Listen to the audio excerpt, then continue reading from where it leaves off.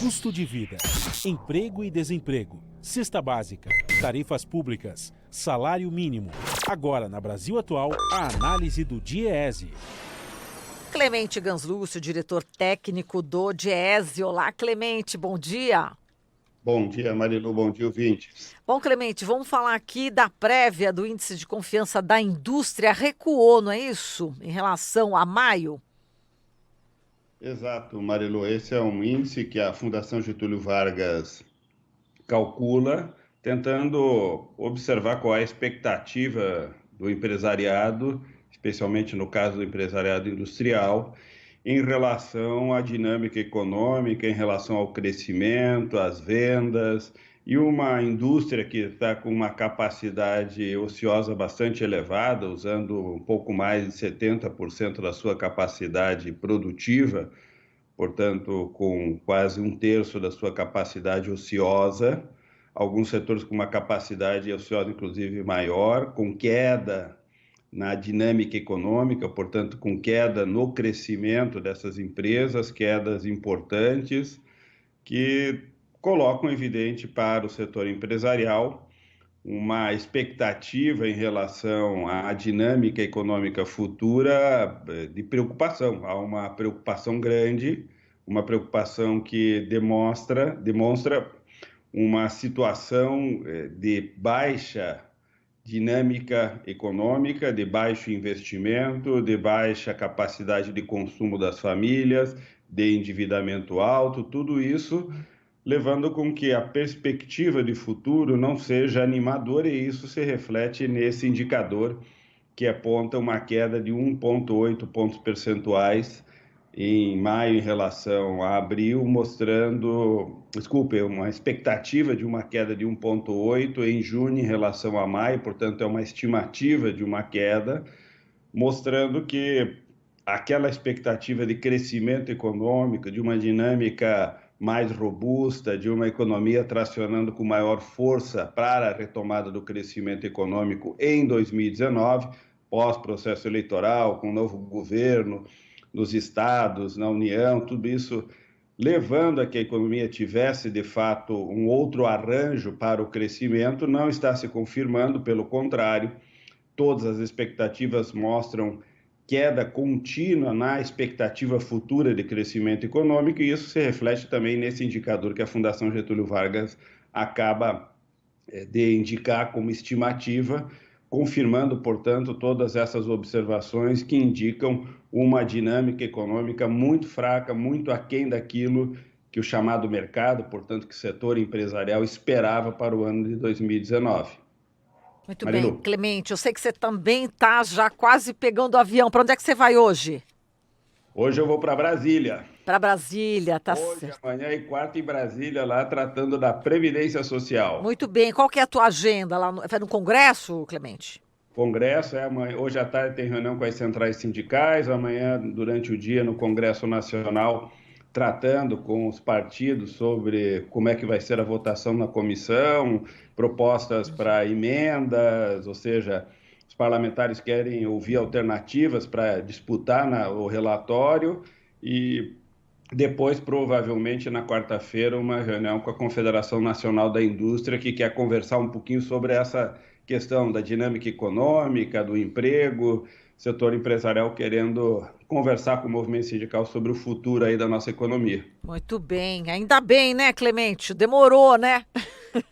Vamos... Sempre é hora de retomar as conversas, né? É bom conversar para ver se a gente consegue se pôr de acordo sobre algumas prioridades para a economia. Evidente, o nosso enfoque é uma prioridade que dê dinâmica para a economia gerar emprego e reduzir a taxa de desemprego. Essa é a nossa preocupação primeira. Evidente que em uma economia saudável, que tem uma dinâmica positiva. Pois é, o Johnny Saad, né, o dono da Rede Bandeirantes, ele já se pronunciou, né, praticamente o primeiro empresário que a gente vê, né, que está falando que a Operação Lava Jato, né, causou aí um desmonte, né, das empresas brasileiras, né?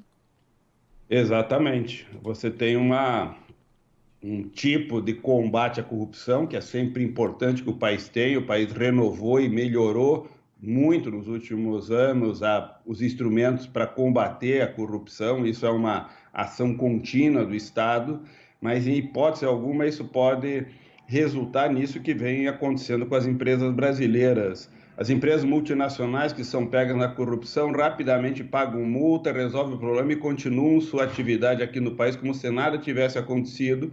As empresas brasileiras, pelo contrário, são, na verdade, pressionadas para desmobilizar sua capacidade produtiva, assim aconteceu na construção civil, na construção pesada, no setor de petróleo, e tudo isso com reflexos gravíssimos sobre as empresas nacionais, sobre os empregos, sobre a tecnologia, sobre o investimento, e isso tudo comprometendo de maneira dramática a nossa dinâmica econômica. Perfeito. Tem uma pergunta para você de ouvinte aqui. Dá tempo um pouquinho, Clemente? Pode ser? Vamos lá. Então vamos lá, João da Hora aqui vai fazer essa pergunta. Vamos lá. Olá, Clemente. Olha aqui, Olá. O Sinésio de Guarulhos mandou uma mensagem aqui perguntando para você. Bom dia, Rede Brasil Atual. Gostaria de saber por que está demorando tanto para o INSS liberar a aposentadoria por tempo de contribuição e também auxílio maternidade. Olha, piorou muito, né, Clemente? Tem 3 problemas no âmbito do INSS. Tem um primeiro problema que é, mais uma vez, a dinâmica de uma reforma faz com que muitas pessoas antecipem o pedido da aposentadoria, aumentando, portanto, a demanda sobre o INSS para analisar pedidos de aposentadoria ou verificar se o tempo de contribuição já permite ou não a aposentadoria, que valor, portanto, aumenta o volume de pedidos. Segundo, nós sabemos que o INSS não vem substituindo as pessoas que estão se afastando porque se aposentaram ou faleceram ou estão, na verdade, deixando o emprego público de alguma maneira. Essa não substituição tem acarretado um sobretrabalho para quem está, que vem tendo demanda maior, portanto, aumenta a demanda, diminui o contingente, e os números que nós temos é de um aumento muito grande da demanda versus a capacidade menor de atendimento do próprio INSS. Terceira, é que há também ações como essa de revisão dos auxílios, de todos os benefícios de assistência que o INSS dá, seja para aposentadoria especial, para o afastamento de saúde, para auxílio maternidade, tudo isso de alguma maneira está sendo revisto, causando um sobretrabalho novamente essa mesma estrutura que está com problema, e as informações que nós temos que o tempo médio, que antes era no máximo de 90 dias para um retorno, tem sido de 2, 3, até 4 vezes maior, dependendo da região, para a resposta, ou seja, aquilo que demorava 90 dias está chegando a demorar até 1 ano a resposta em algumas regiões, portanto, é isso que tem acontecido no âmbito do INSS. Perfeito, tá certo, Clemente. A gente agradece aqui você tirar essa dúvida desse ouvinte. Muito obrigada, um grande abraço para você e boa viagem para Brasília. Até amanhã. Até amanhã. Falamos aqui com o Clemente Ganslúcio, diretor técnico do DIEESE.